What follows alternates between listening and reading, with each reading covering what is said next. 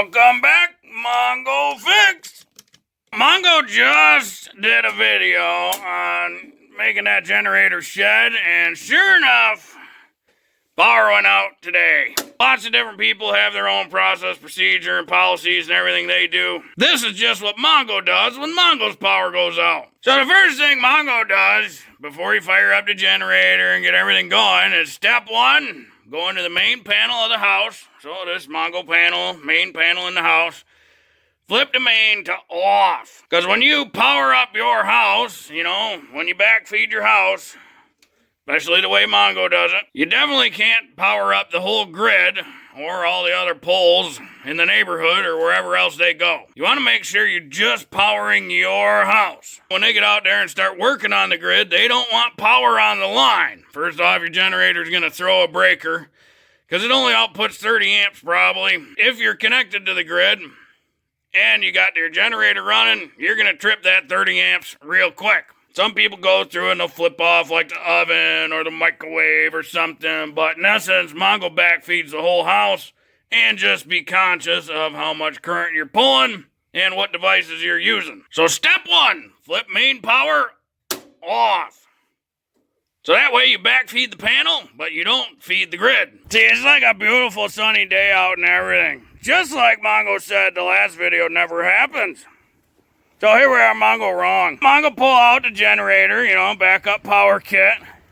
And I'm sure, yes, there's a couple electricians out there who immediately are going to flip out and say, "Oh no, you're using a suicide cord. That's bad. You're going to die." Well, contrary to popular belief, you can use suicide cords safely.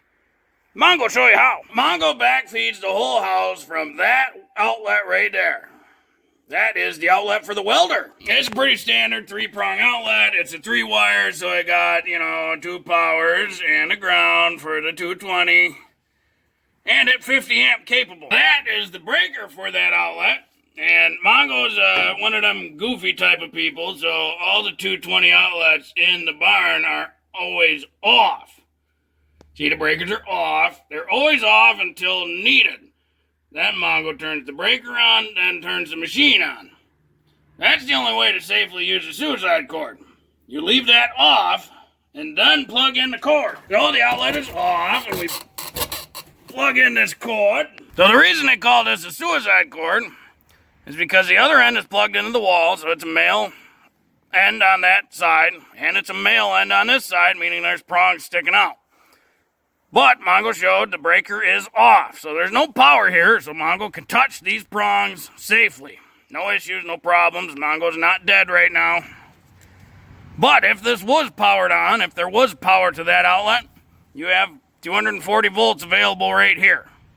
2 of these are powers, one's a ground, one's a neutral, which means you can do this on metal and cause shorts, which will pop the breaker. If you were to accidentally touch this while it's powered, you will get electrocuted. That's why they call it a suicide cord. If either end is plugged into a source of power, the prongs have available power on them. So you can use a suicide cord safely, you just have to be much smarter than the cord. And you cannot forget whether it's powered or not. Otherwise, that's the last choice you'll make. So it's not a good idea. Mongo uses it, because Mongo's Mongo. Mongo doesn't recommend you use it. Probably best to do it right. Not supposed to rain or snow today, but, you know, we just made this nice little cover, so we slide the generator inside the little cover. Now, this generator says the neutral is bonded to the frame. And this is also one of the reasons Mongo can get away with using a 3-prong device to backfeed the house. Now that that cord is plugged in, got a little space there, we'll make sure our electronics are on. Choke's on. Oh, got to turn the fuel on. Give that a minute to settle, and then we can start her up. As long as there's a load on it, you'll hear the motor bog down, and she'll start putting out current. But only if there's a load. Right now, the breaker's off, so there's not going to be a load. And you want to let it run for just a couple seconds under that choke until the intake gets warmed up enough, the engine gets warmed up enough.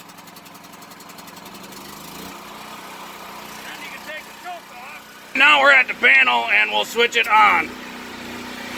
You heard the generator bog down a bit. Now it's back feeding power to the whole house. Back in the house, Main's still off, but all the lights are on, power's on, all the breakers are on. Mongo can run the sump pump. That's a big one. The furnace, in the winter, that's a big one. TV, lights, DVD player, Xbox. Well, you gotta run water, right? You gotta have the well running.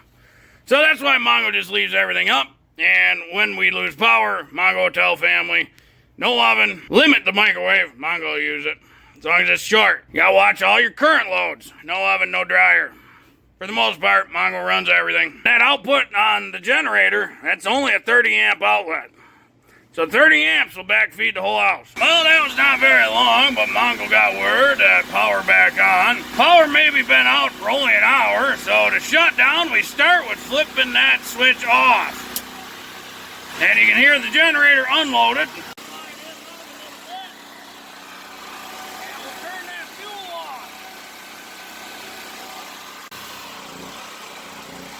Disconnected that power cable.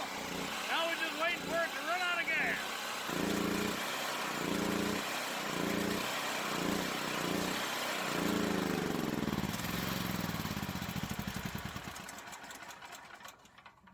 Mongo always recommends before you shut the generator off to shut the fuel off and let the generator run out of fuel. If you watch Mongo fix videos, it's just like winterizing a lawnmower. You don't know the next time you're going to use the generator. It might be the very next day. It might be 6 months. It might be 2 years before you use it again. So Mongo always shuts it off with the fuel, lets the carburetor run out of gas, and then stores it. That way it's ready for long-term storage just in case. And now we can turn our main panel on.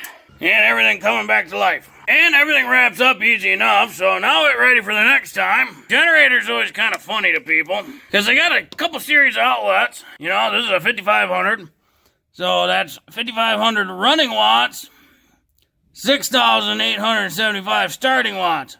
So that's kind of your peak, your max, but your RMS is 5,500 watt. That's volts times amps. If you were to try to backfeed your whole house with all the outlets, you would need separate circuitry in your house. So when you're out generator shopping, don't necessarily look for the max. Look for how you're going to backfeed your house. Are you going to use it one outlet? Are you going to use two, multiples? The other thing, all these generators, single phase, because houses in the U.S. single phase. So some guys out there are like, oh, well, I'm going to go get the big 3-phase generator. Yeah, that's not necessarily going to hook right up to your house. You're going to probably have to do some modifications to use that, because it's probably an industrial backup. Just don't use the stove, the dryer, or any other large heating elements in your house. So it's a much more complex story to determine what your power generation needs are when you lose power. It's not a really cut and dry case. Because it depends what you're going to use, how often you're going to use it, how long you're going to be out of power. Well, hopefully this video helped you if you're ever curious how to backfeed your house with a portable generator. This isn't the ideal setup, remember, this is a suicide cord. We kind of talked about that. There's male prongs at each end. If you're going to use one, you have to be much more careful and much smarter than the cord. You got to know when it's got power, when it doesn't. You got to use breakers or some other switching device to control the power to and from the cord. Not that it's impossible, it's just that comes with more risk. Mongo accept that risk. But that Mongo, better to do it the right way, do it up to code and all that, but Mongo does what Mongo does. Well, if you like this video, be sure to like this video. If you like this video and other videos from Mongo Fix, be sure to subscribe. Mongo always working on all sorts of stuff. Mongo, thank you.